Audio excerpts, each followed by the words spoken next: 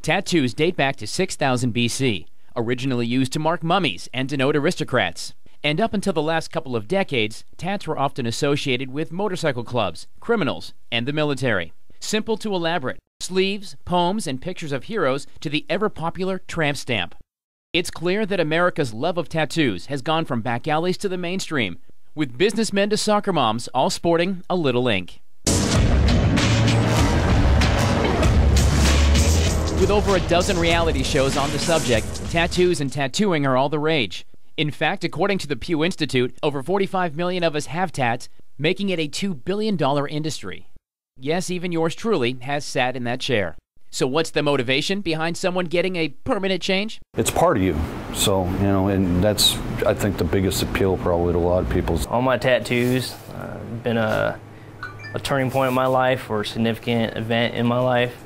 My son, my daughter, parts when I was in the military. It's an expression. It's just a lot of fun. I just really like them. I always have since I was a kid. After being outlawed in South Carolina for many years, in 2006, tattooing once again became legal, and shops began popping up all over the state.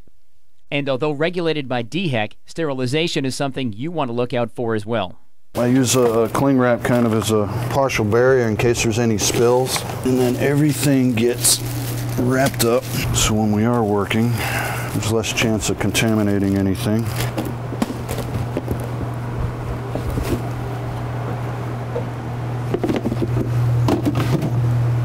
And that's it. It's kind of set up. You also want to make sure that the needles and the assemblies all come sterile, shipped straight from the manufacturer.